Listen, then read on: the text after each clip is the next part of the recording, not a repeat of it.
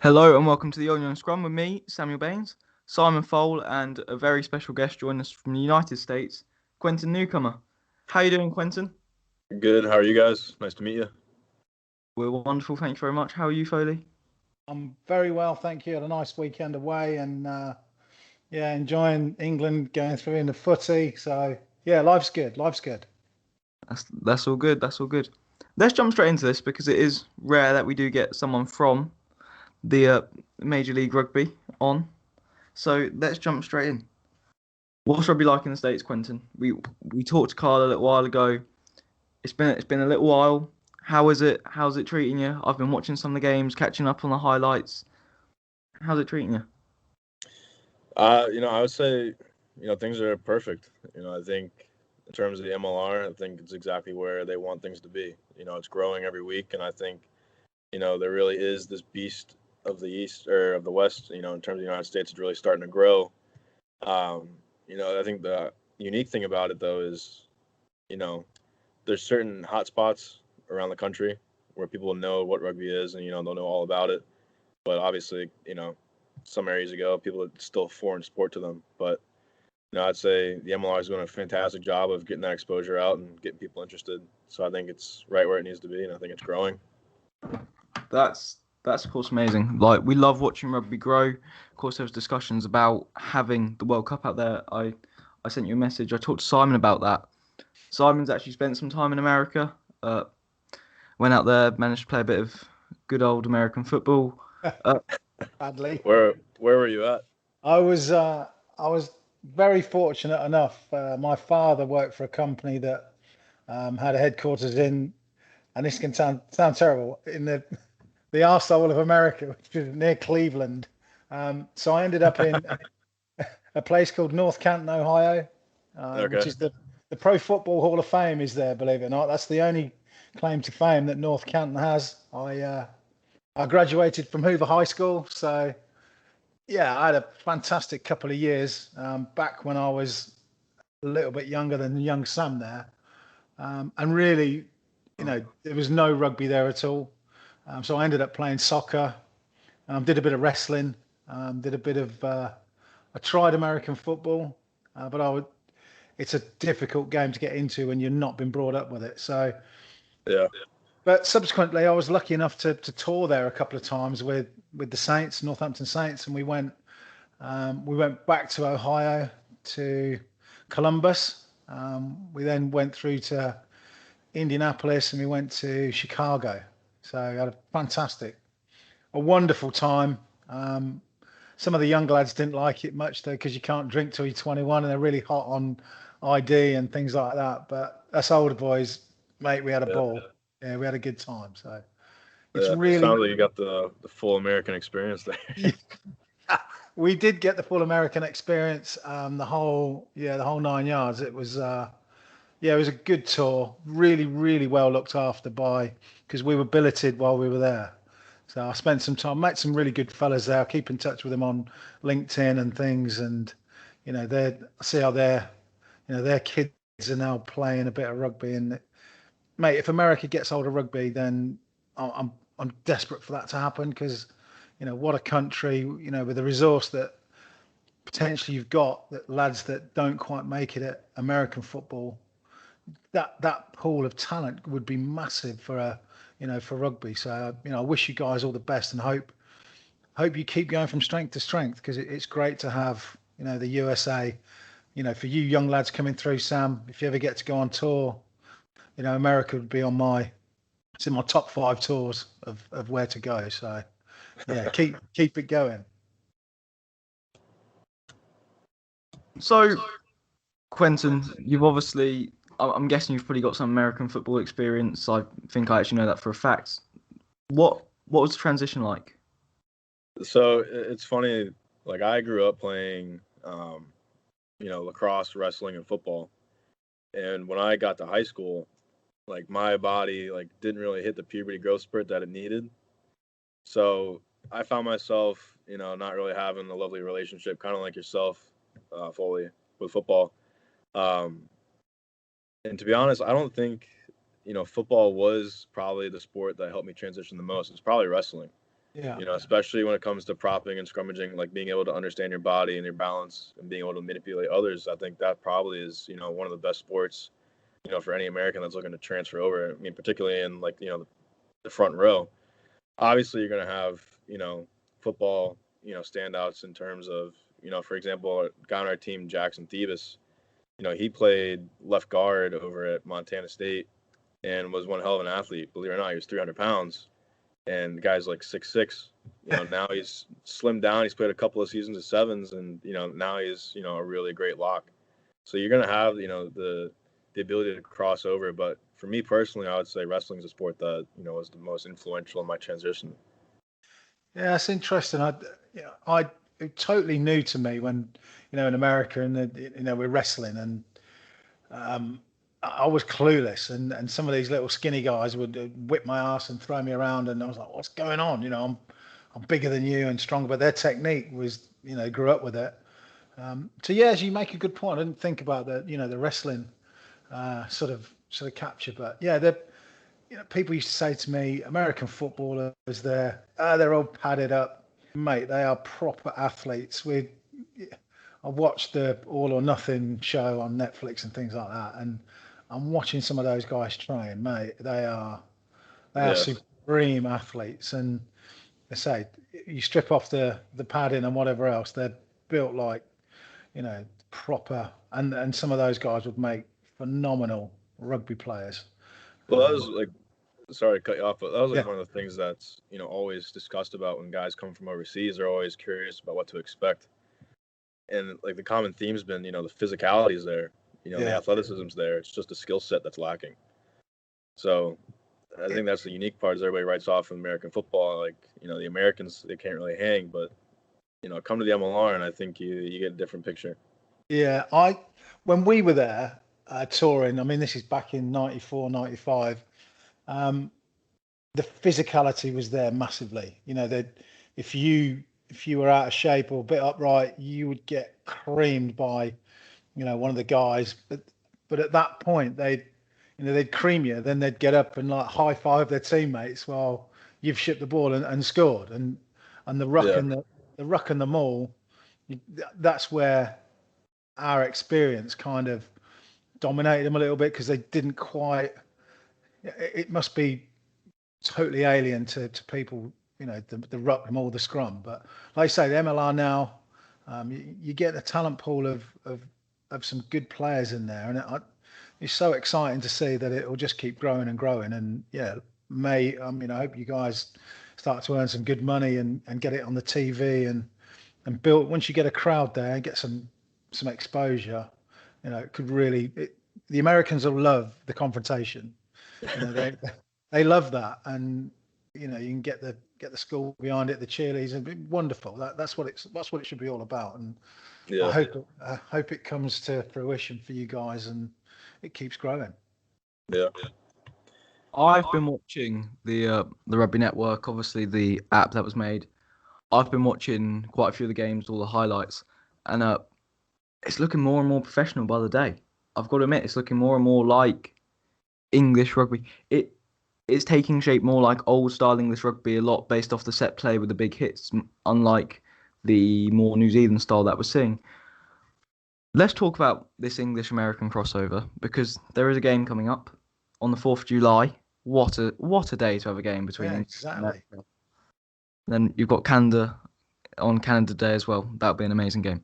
But is the American team the big view for you at the moment? Is that where you want to be going, or are you quite content playing club?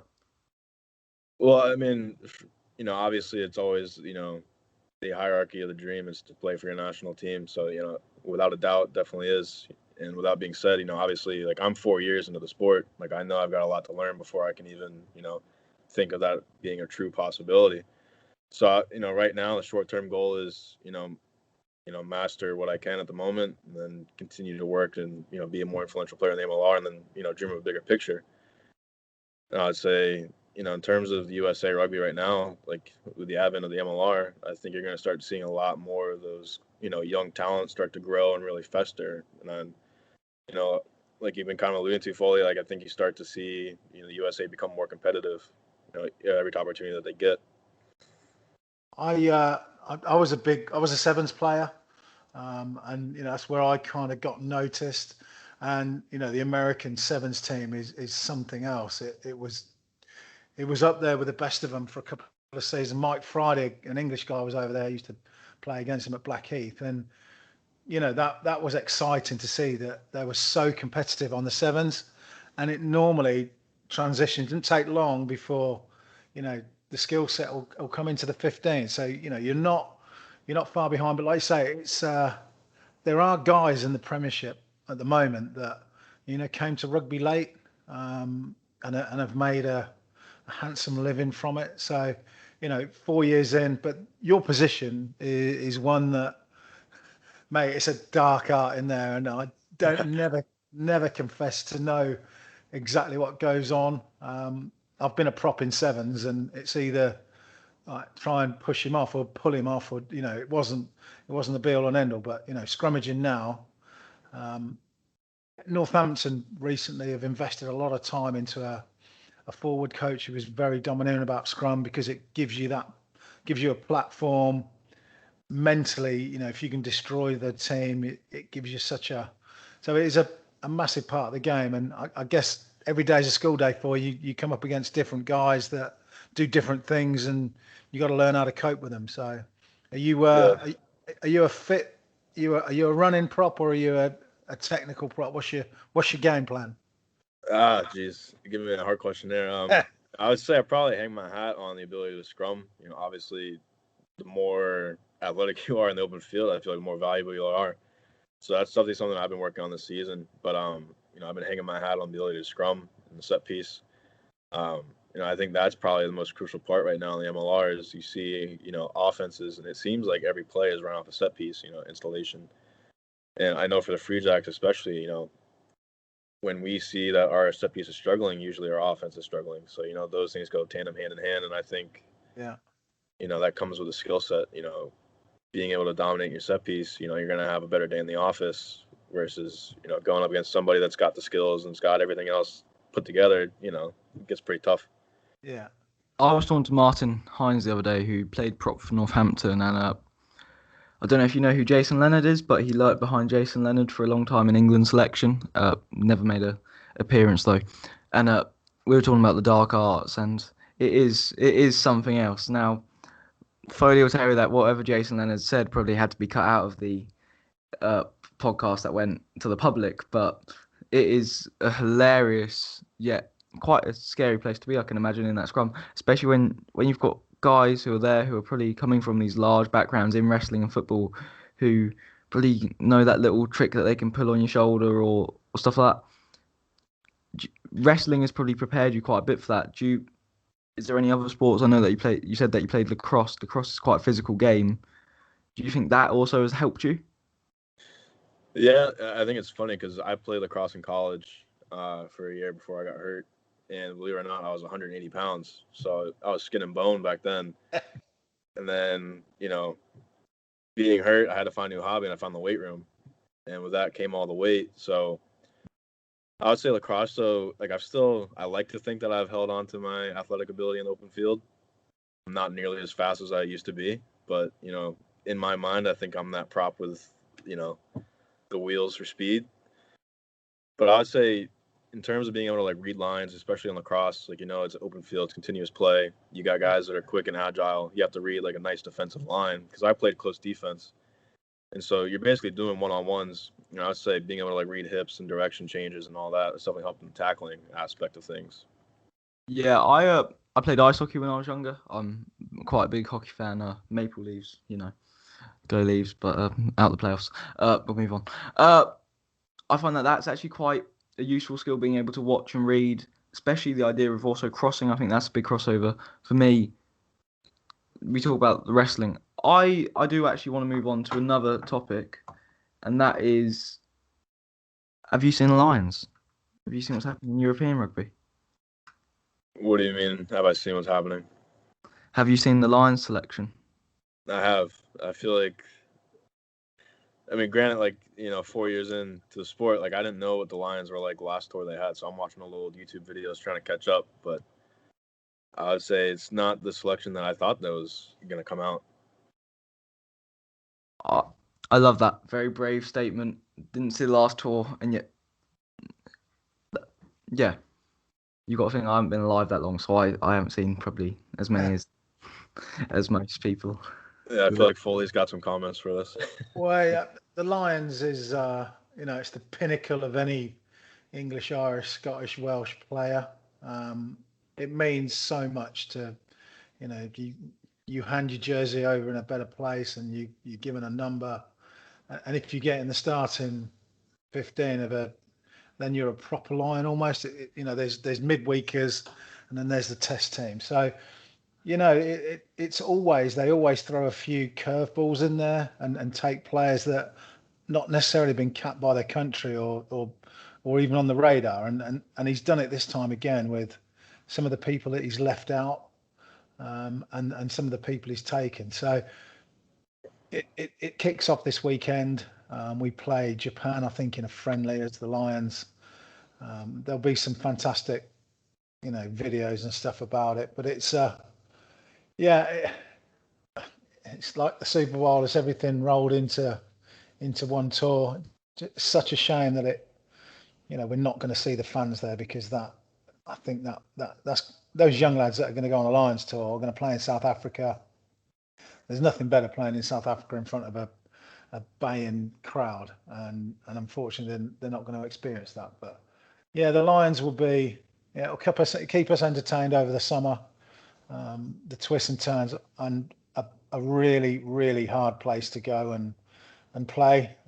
South Africa at home, we talk about physicality. They just want to kick the shit out of you. Basically, they're not interested in, but they can do the pretty stuff as well. Faf de Klerk, the scrum half, he's probably your height, Sam. He's not a big guy, but when you're behind a pack that can do what it can do, you don't have to be Hercules. You can be that little annoying wasp. And yeah, it should be good. I'm really looking forward to it, and I say I hope the Lions can get a victory, but that's hard work going down there and getting the series win. I don't know what you think, Sam. We'll know more at the weekend when they play, but I think that's a tough call. I think it's a very close call. I just want to point out that Faf de Klerk is actually shorter than me. So, and I've got a better haircut, but okay, It's not difficult. it's not. I watched the New England Free Jacks game against New York. I saw it as an amazing display of rugby and rivalry. Is that the Free Jacks' biggest rivalry then, New York? To be honest, I'd probably say so, because in their first ever exhibition match, like, Rooney came up and they played in Boston, and they titled that the Cold War and whatever, and they built this massive theatrical background to it. So, at the moment, I would say probably yes, but as the MLR progresses, I think you start to build that history with clubs. I mean, you can go ahead and label, two teams as rivals, both in their second year, but I think it takes a couple of years to really like build that history of competitiveness against each other. So Is there a city v city sort of rivalry, and I guess it happens all the while in American football? Can you carry that on in rugby terms? Does it sit well with that, or is it all about the last time you played them, so and so give you a kick in, or how do you build that rivalry against another team? yeah, no, exactly. I think that's the tricky part is, football has been around for, how long, and how long has the MLR been around? But I mean, for the Free Jacks right now, I mean, you look at us, we lost to Rugby ATL, we lost to NOLA, we lost to Rooney the first go around. And then, you know, coming back and forth, we start to have like this period of redemption, like going into the next 4 weeks. We know that we have to win. So, every week is going to be a sort of rivalry atmosphere, this temptation of redemption. How do we answer back? And I think Yeah. through those kinds of games, you start to really build that rivalry. And, DC for us, when we first went on to DC, that was the first team that gave us a real proper ass kicking physically. they kind of walked us off the park with, the hard hits, nonstop carrying. They were brutal. They showed up to play. But then, they come up to Boston, and I think we kind of flipped the tables on them. Granted, we almost gave them the game in that last phase of play. But I would say those are the kind of games that we need to really build that rivalry. So right now, I would say DC is our rivalry. Yeah. But I think you get a better picture as the seasons come and go. So that's your rivalry. Is that where's your favourite place to go when the game's over? What's the best city to go and have a beer and talk rugby and do things that rugby players do past 9 o'clock at night? How to answer that question professionally? Yeah, no, you can. It's fine. No, but I would honestly say like here in Boston, because you got all these old pubs, you have all this old history, like you got all the old Irish heritage, so you get more of that rugby background, and I think that reigns throughout more than any other city that we've been to. I mean, yeah, you go to like LA and you go to San Diego, like those are all nice places, but if you really want to go out and have like a true, I think like rugby post game, I think you go to Boston. I think you go to all the old pubs. I think that's where it's at. No, mate, you make a good point. I thought you were going to say, Vegas or New York or something like that, but New York's just expensive. Vegas is, it's good for a weekend. I wouldn't want to be there too much longer than that, though. It was funny because I don't know if you guys are familiar with last year. We had that Vegas tour. Yeah, we heard about that. Yeah, I think everybody was ready to go home after the second day. Yeah, it has that effect on you, doesn't it, Vegas? Oh my God, it's brutal. I went there 2015, and it's not somewhere I'd rush back if I'm brutally honest. Good to see it, but yeah, you got to be a millionaire to do something in Vegas. But yeah, I like New York is New York. It's a good town. Yeah, I've managed to be in Boston as well, and I like Boston. Like you say, it's got a very big Irish contingent. And you can always get a decent pint of Guinness and stuff like that. And you're probably right. Yeah, people probably loved coming up there and taking that in. But so, when's your season? What is your season now? How much have you got left, or what are you? Are you pre-season, or what's going on with your season at the minute? So right now we have 4 games left. The regular season runs 16 games, so we've got 12 down on the trot. But right now it's a really big time for us, especially this weekend coming up. It's going to be a really big indication of playoffs because if we beat NOLA out, then we break that third place tie with them that we've got going on. And then, if everything works in the plan, you got 2 extra weeks. You got the semifinals and you got the finals. So I like to imagine that we got 6 more weeks of rugby, but on the plate right now, it's 4 weeks. Sure. Your game against NOLA is going to be very interesting because I see New England as a very strong set play team, and as you just said, they are. NOLA seems to be that very quick flow, very, very quite matchstick. It runs against the match, and the match either sets or it just dies. Compared to New England, what seems to be a slow blaze of consistency off that set play. It's going to be an exciting game, in my opinion. What is the view of NOLA? How do you believe that you nullify them? Well, I think first you got to neutralize their set piece. They got a very strong pack, and I think they kind of hang their hat on the ability to scrum. And, they do have an effective maul, but, I would say ours is kind of turning the corner now, too, becoming like a lethal weapon. And their backline and their skilled players, they do really have good hands in being able to keep that ball alive. But if you look at the MLR and you start to see teams that are able to put together 3 or 4 phases of offense, they really start to thread the needle. And so if we're able to go ahead and push that line on NOLA and really minimize the ability to keep those offloads alive, I think you start to see them crumble.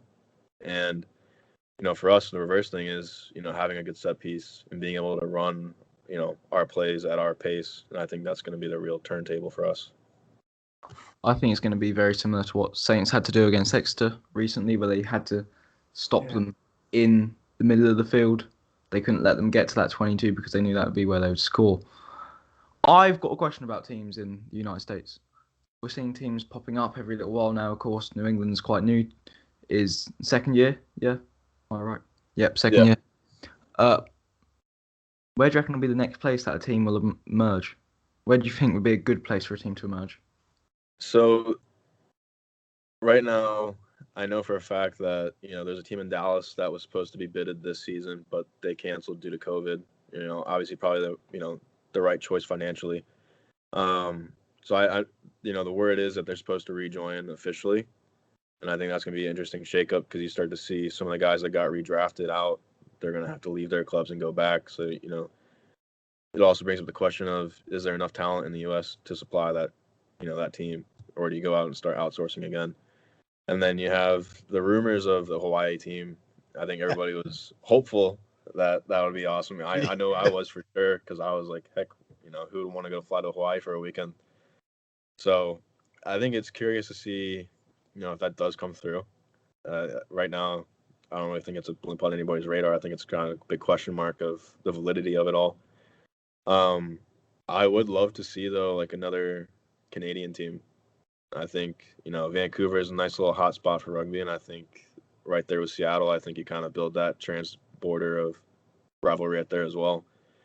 But it's funny because I don't know if you're aware or not, but like Toronto's based down in Atlanta just because there's no crossing over the borders. So that's been an interesting question as well as, what happens to Toronto? Do they go back after next season or, do they look to change spots fiscally? So. Yeah, it's interesting. I mean, is there any rules or stipulations that how many overseas you can have in your squad, or is it pretty much open book at the moment? What's the rules to bring the talent through?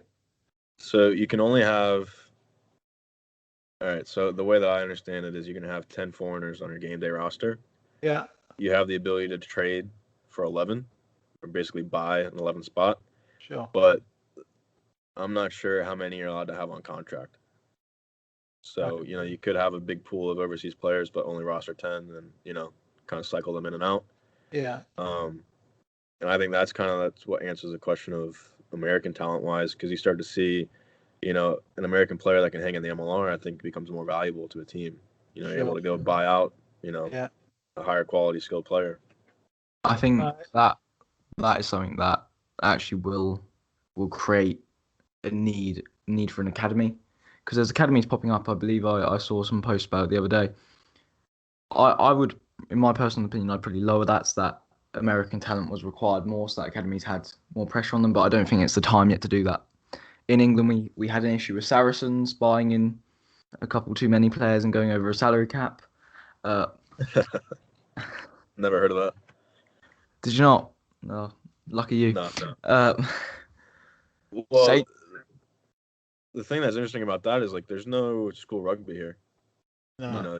You probably get one or two private schools in the entire state that have a league in and of themselves, and it's across state lines. So personally, I think the academies are needed just to get that other exposure, just to get that other foot out. But is it going to be beneficial right now in the short term? Definitely not. But I think it's the right process in terms of a long, arduous goal. yeah, the rugby infrastructure needs to be built to support that. As in England, everyone plays rugby at school. If you go to a school that has a field, you're probably going to play rugby. If you go to a private school, you're more than likely definitely going to play rugby.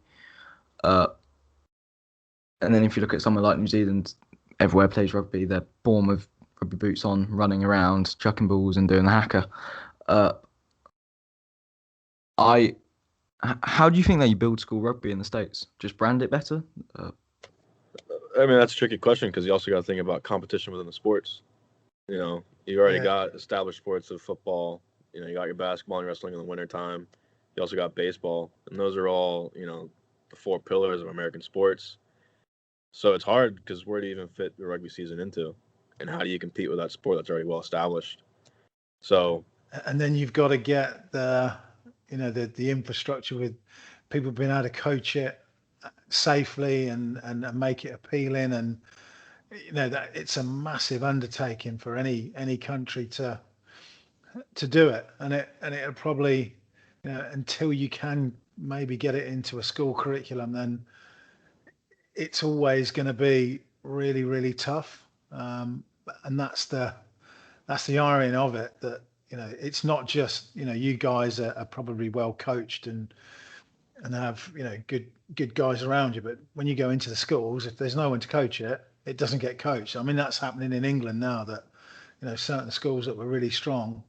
They're pulling talent from the Saints Academy, and they're doing a coaching program in a school to keep rugby going. So maybe that would be a way for the MLR is to invest in academies and then put those coaches out into schools and generate interest.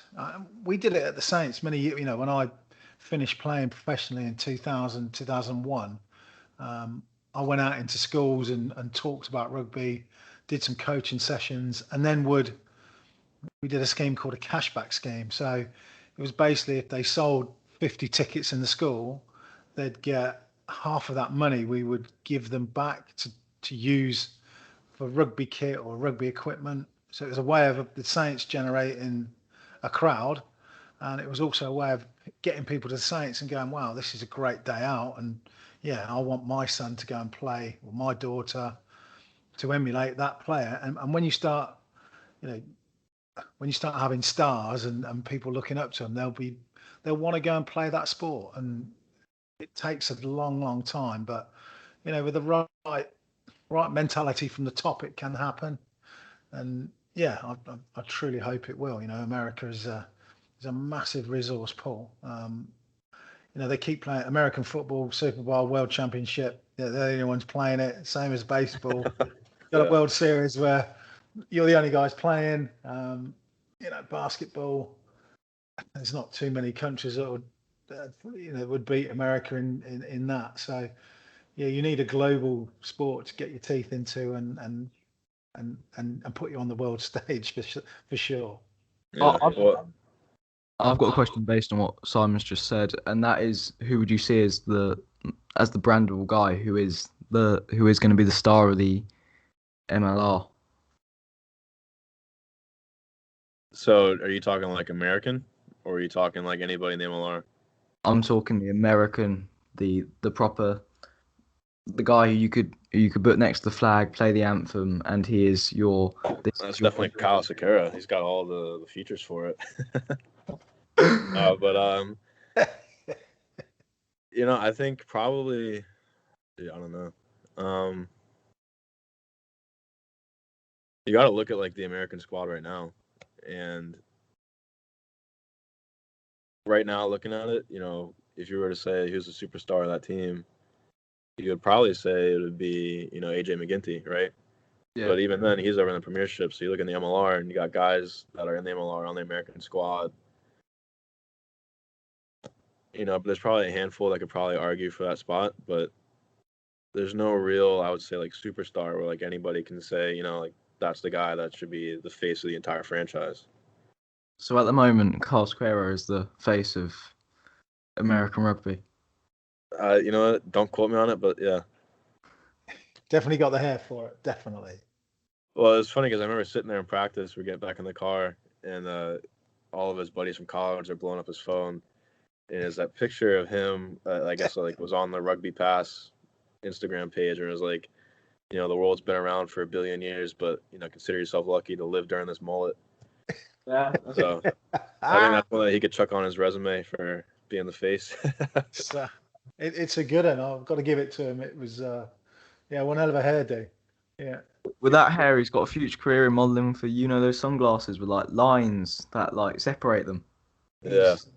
Definitely got a future in modelling for sure. No, definitely. I think we've just ended this podcast on an amazing note talking about Kyle. So I'm going to leave a link to our episode with Kyle as well. So that way you've got 2/3 of the front row of New England Free. You can listen to both of them. We'll have to get a hooker on. We might get someone from another club though, just to spice things up. Well, if you want to keep it Free Jacks related, Peter, I know he's a top-notch guy. He played with the Lions, and he's got some incredible stories, incredible experience he'd probably tell you about. Sounds amazing. But we are going to have to unbind from the scrum because it is my bedtime. And I'm loving these Quentin, mate, I really appreciate your time, mate. I wish you all the best and go from strength to strength. And good luck weekend. We'll be watching out for you. I want to see you. I want some big hits coming in, fella. Okay. Yeah, I'll keep it on there. Good lad. Good man. Thank you so much. No, Thank thank you you. guys. It was a pleasure talking to you, and Wonderful. A enjoy pleasure. it. Thanks so much. All right, have a good one.